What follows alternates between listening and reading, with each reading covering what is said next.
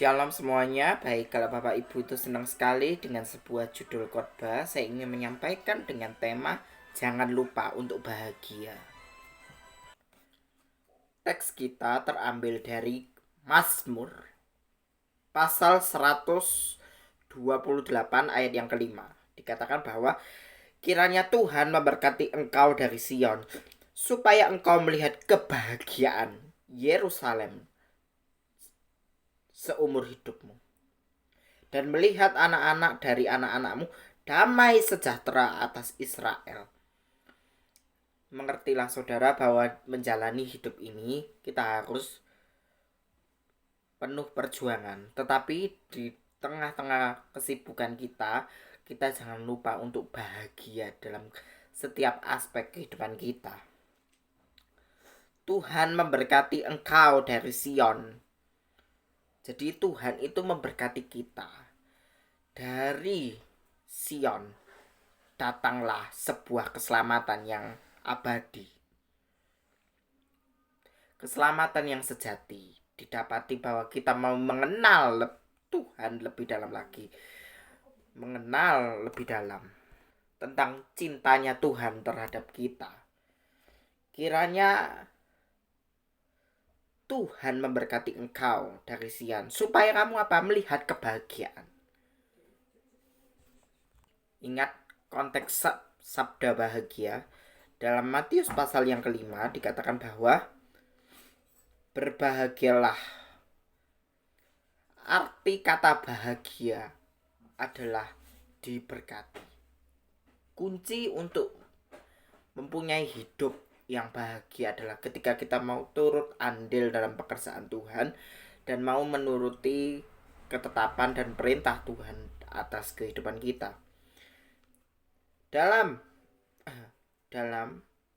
Matius 5 ayat yang ke-8 sampai 9 dikatakan bahwa berbahagialah orang yang suci hatinya karena mereka melihat Allah. Berbahagialah orang yang membawa damai karena mereka disebut anak-anak Allah.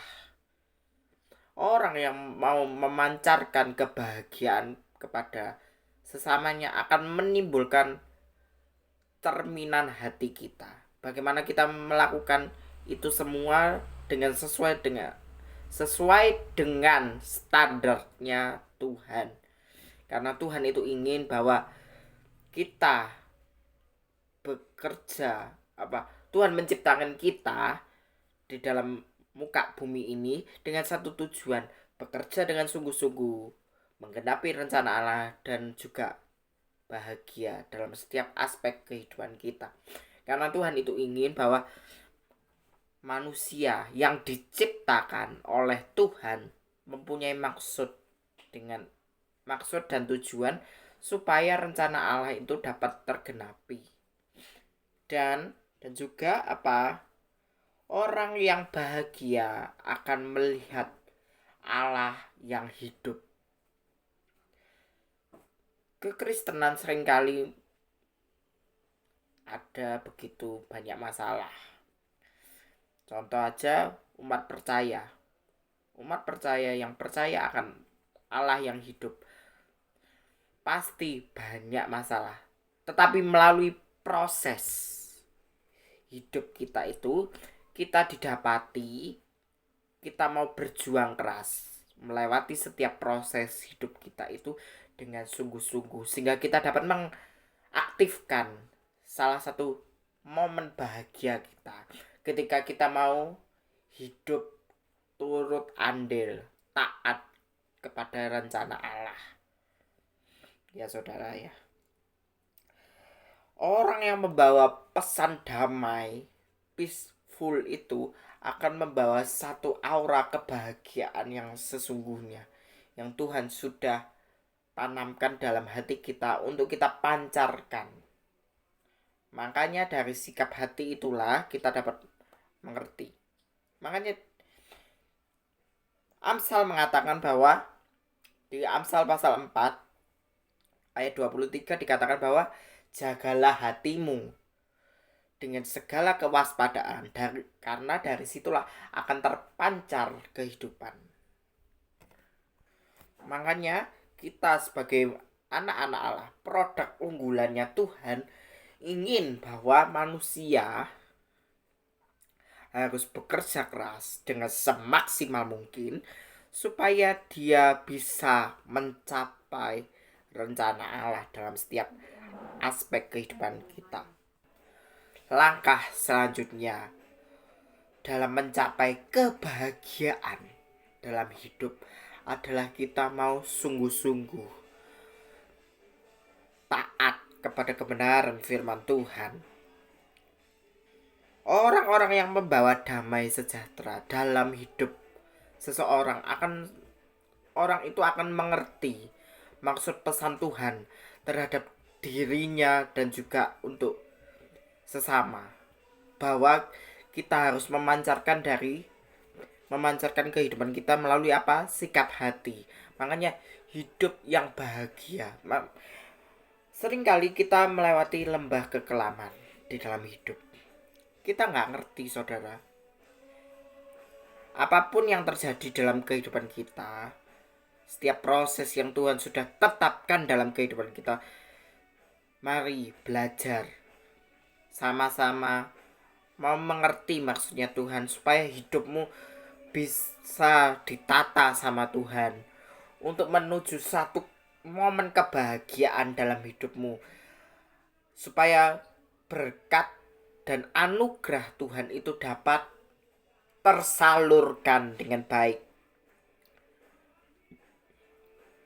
Berbahagialah orang-orang yang dianiaya oleh sebab kebenaran, karena mereka lah yang mempunyai kerajaan surga. Belajar yuk dari Stefanus dalam Kisah Para Rasul pasal 7,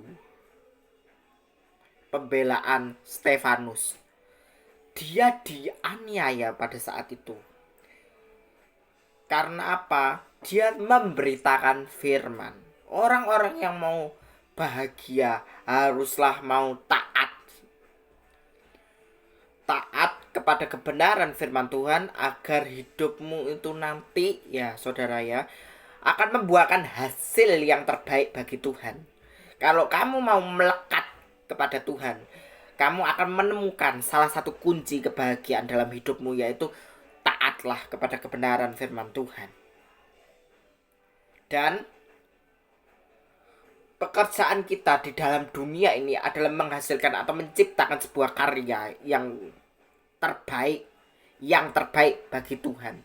Makanya hidup yang berbahagia adalah hidup yang mau turut andil dalam pekerjaan Tuhan di setiap waktu. Makanya saudara, dalam menghadapi kehidupan ini, meskipun dianiaya sekalipun terhadap kebenaran firman Tuhan, kamu akan mempunyai salah satu gairah hidup yang mau mencapai standarnya Tuhan, yaitu mau turut andil dalam pekerjaan Tuhan. Taatlah kepada kebenaran firman Tuhan. Belajar yuk dari Stefanus yang dianiaya oleh kebenaran firman Tuhan.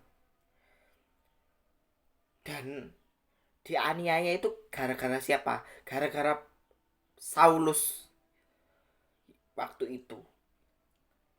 Pada waktu itu Stefanus itu memberitakan kebenaran firman Tuhan di waktu itu di mana ya? Di Roma. Istilahnya tempatnya di Roma. Dia menceritakan kebenaran firman Tuhan. Pada saat itu Saulus menganiaya betul-betul Stefanus pada saat pemberitaan firman Tuhan. Tetapi belajar yuk dari Stefanus. Meskipun dianiaya, meskipun kondisi sekarang itu tidak memungkinkan, belajar yuk sama-sama bersyukur di dalam setiap aspek kehidupan kita. Dan juga jangan lupa, ada salah satu momen di dalam kehidupan kita untuk bahagia. Kita mempunyai quality time. Kita harus memanfaatkan quality time itu dengan sebaik-baiknya untuk diri kita sendiri, untuk menyenangkan hati Tuhan. Itu loh saudara ya. Makanya kunci kebahagiaan dalam, makanya jangan lupa bahagia. Saya tekankan sekali lagi, jangan lupa bahagia. Kita harus melakukan segala sesuatu, apapun yang kita lakukan, lakukanlah semua itu untuk Tuhan. Ya, saudara ya.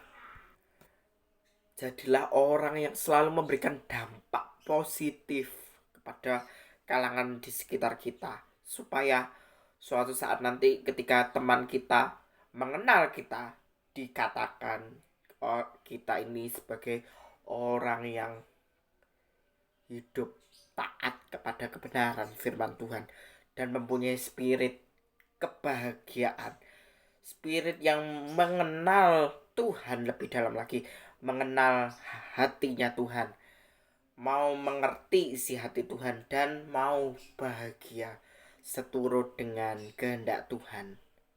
Demikian saudara, terima kasih dan Tuhan Yesus memberkati kita sekalian.